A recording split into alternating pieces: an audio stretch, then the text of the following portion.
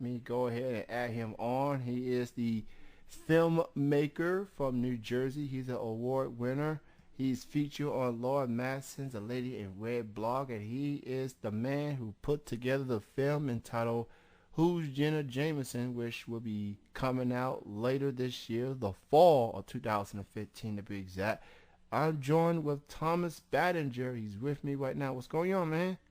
Hey, what's going on, Kenny? How you doing? I'm doing good, sir. And I want to thank you so much for joining me on the show. I truly appreciate it, man.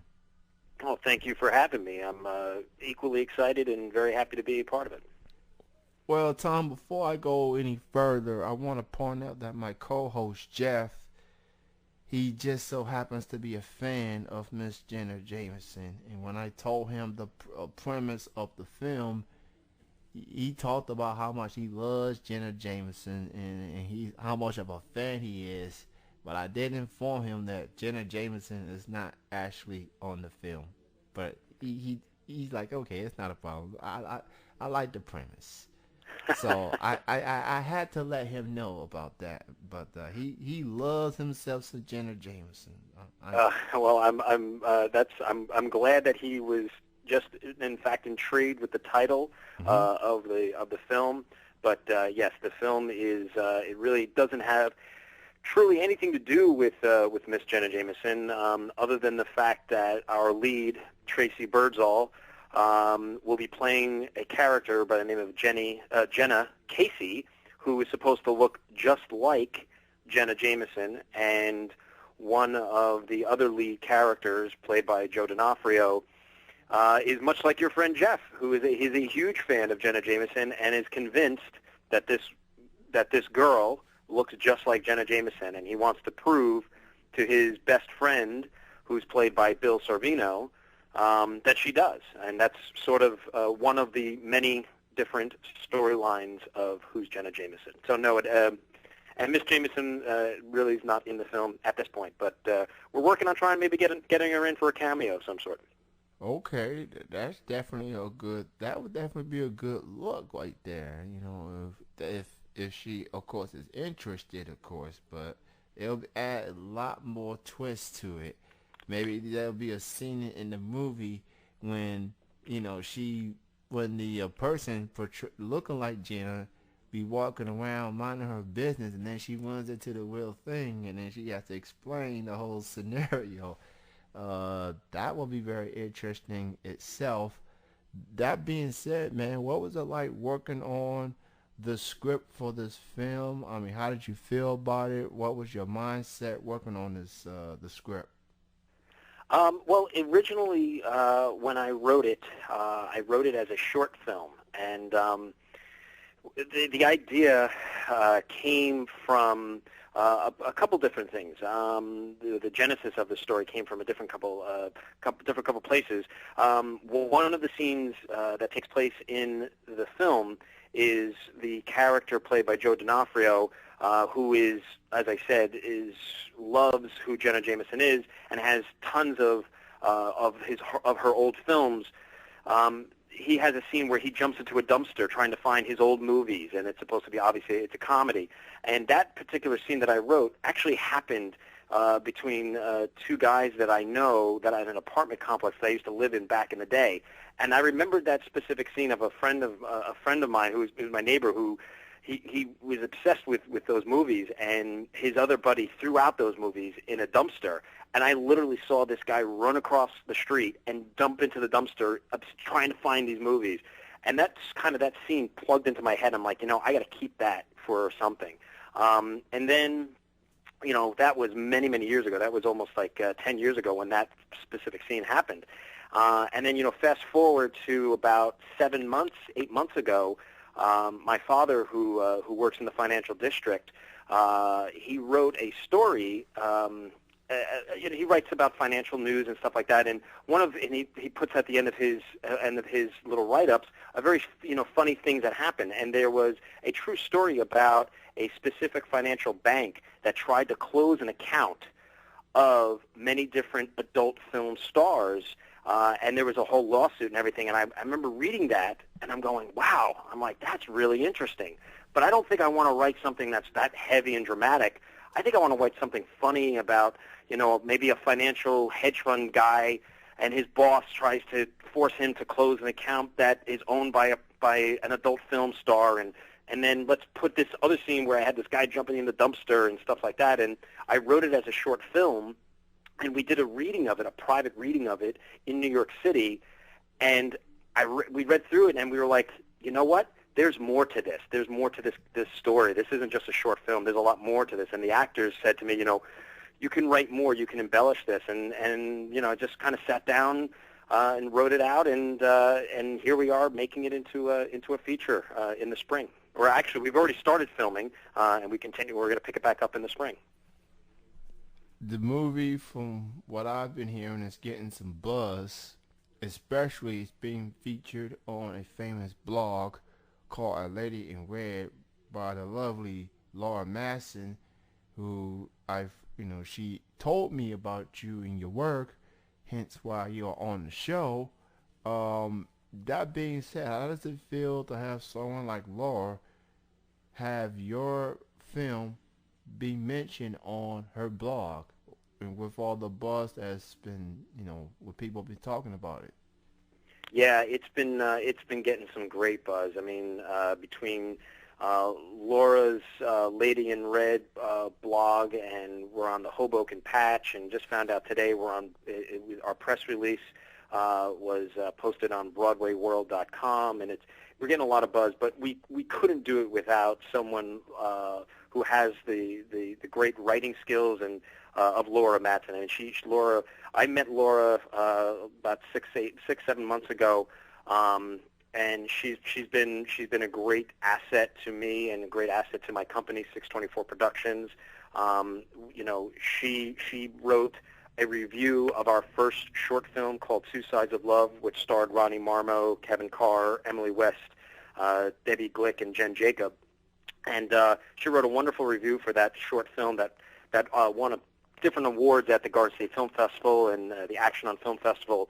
And so she's been a big advocate of my work and the work of 624. Well, shout out to Laura. I know she's very busy this weekend, but I just want to shout her out. She looked great in that dress that she posted on Facebook. Yeah. I just want to give her a compliment in that regard.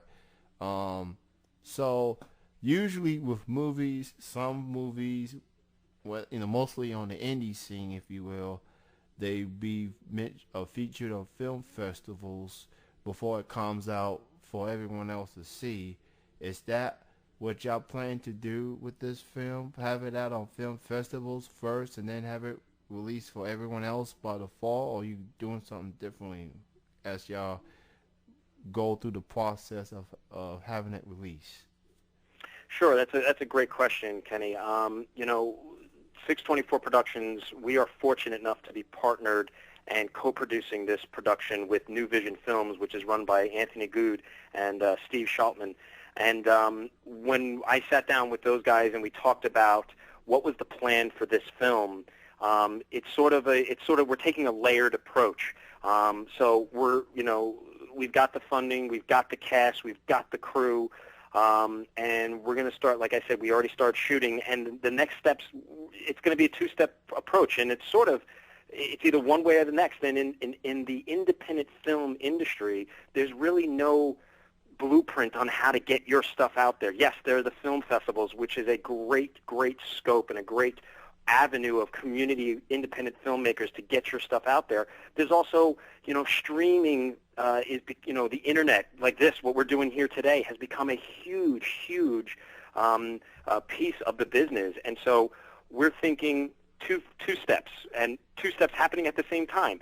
We're going to try and get it out into the film festivals. At the same time, as we're filming, we're going to be reaching out to the distributors, whether it be the big players or the Netflix, the Hulus, streaming this product out there. Maybe even going overseas in Europe, where we think this is going to have a really big hit in the European market. So we're gonna do both, and whatever hits. But I think we'll be successful either way.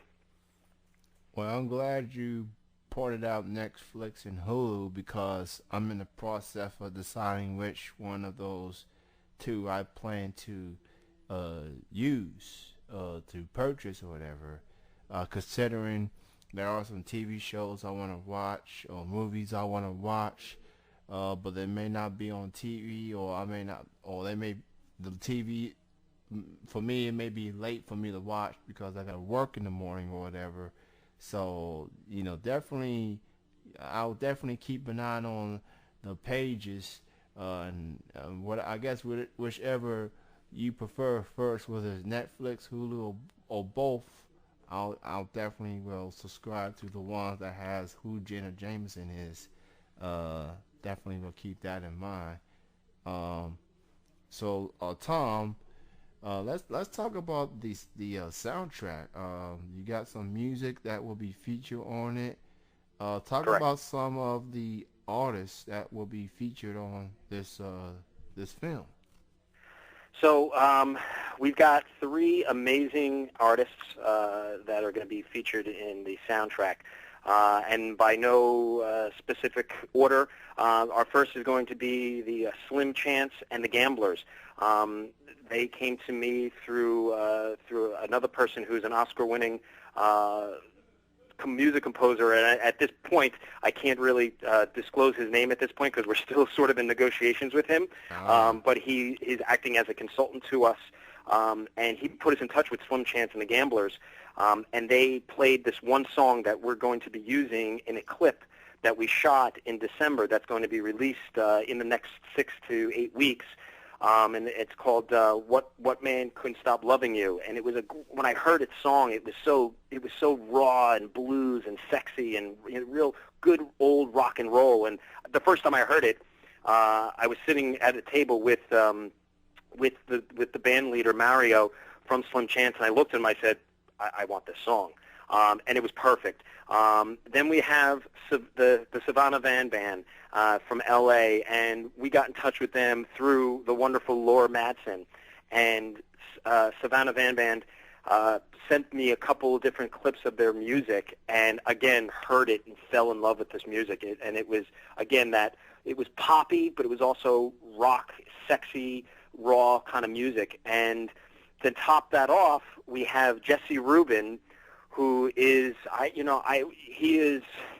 he is the how do I describe him? He's like oh God, he's got, his sound is awesome, and that's the word I can come up with. And in fact, one of Jesse Rubin's song was the hit song theme song for Two Sides of Love, and I listened to his music 2 years ago, and I remember hearing it.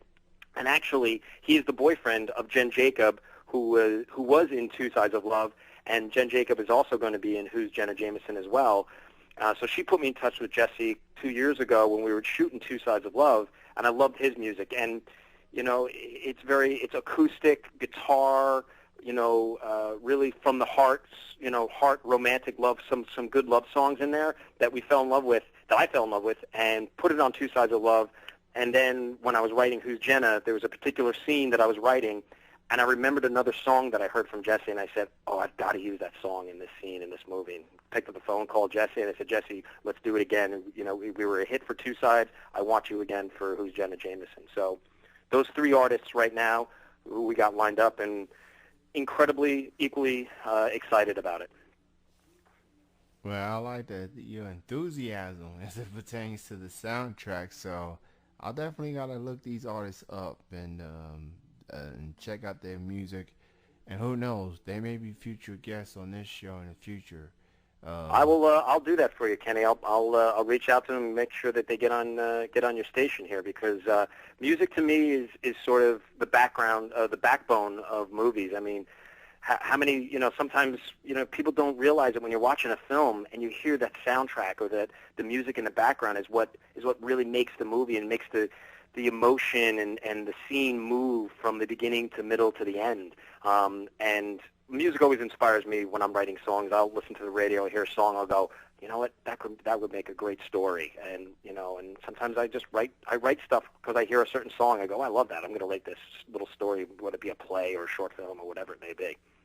And definitely let the cast know that they're welcome to be on the show as well. I'll be happy to interview them with individually or them collectively, like whatever works for their schedule or whatever. I'll definitely be happy to have them on as well. I'm Um, sure Laura will probably work on that too. She'll probably reach out to them and get them on the show too. Laura's just awesome. I just gotta say that for the record. Yeah, she's pretty cool. She's pretty Yeah. cool. So, being a filmmaker is definitely a lot of responsibilities. Making sure the scenes look good, making sure the film, the cast are in the position that they are in to make the scenes look good and things like that. Like that's a lot of weight. That's a lot of responsibility for one guy, male or female, for that matter. And you've done some films throughout the years.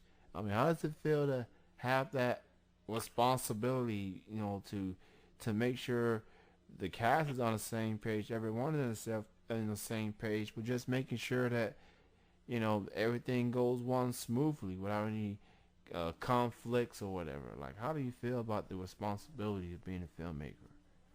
Well, I cannot, in my right mind, I cannot, in any mind, I cannot take credit. I can only take a partial credit of that. I could not do the work that we did on Two Sides of Love, the work that we're going to be doing on Who's Jenna, and, shameless plug, we've got another short film that's just been accepted into the Garden State Film Festival called The Midlifers that I co-directed with Jeff Sesselberg. And I mentioned his name because I could not do it without Jeff, who was my director of photography on Two Sides of Love, The Midlifers, Who's Jenna, Brian Millard, who was my assistant director, Mike Rapoli, who's our associate producer and works, does a lot of our theatrical stuff for 624 Productions. I couldn't do it without that crew of people, and I know I'm probably forgetting some other people. Oh, Mike Catrone, my editor. I sound like I'm giving it a speech here that I've just won an award, but I want to mention these people because they're the ones. They're the guys, and they're the girl, and Laura too. They're the guys and the gals who they are the pieces to make this machine move.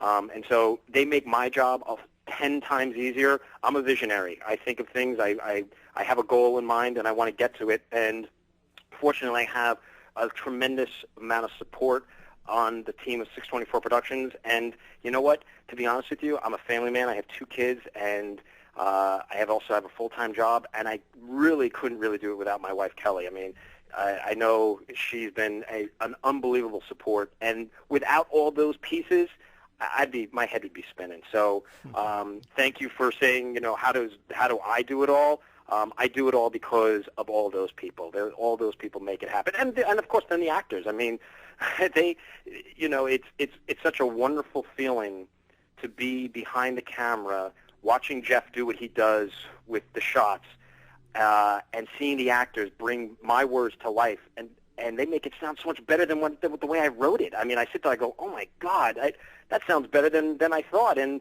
sometimes they even take it to the next step, and I allow a lot of freedom to the actors for them to explore their characters, and if they feel in a scene that they want to say something different or say a line different, I give them that exploration so that, because it's a collaboration. That's what it's all about, is bringing all the right pieces together and making it work.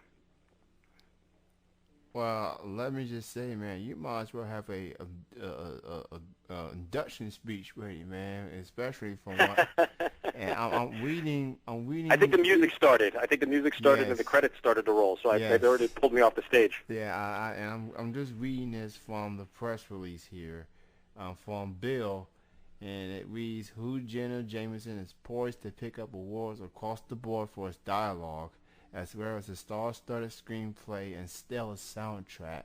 And I could agree with those comments exactly. I definitely will keep an eye on this for sure, man. And you mentioned you got some more films in the works, for that matter. Why don't you let the people know what else you have in the works that you're working on or co-producing, etc.? So right now, as you know, our biggest project is Who's Jenna Jameson feature film starring Tracy Birdsall, Bill Sorvino, Joe D'Onofrio, and Gary Pastore, amongst others like Jen Jacob, Jeremy Gilbert, and John Carlino. That is our major focus right now. We are also, we have a short film, as I mentioned, called The Midlifers, which was written by who the assistant director on Two Sides of Love, Brian Millard, and it stars Brian Millard and Kevin Carr and Jen Jacob, and it kind of sounds funny that her name keeps popping up, but she's kind of our go-to girl because she's just a great actress.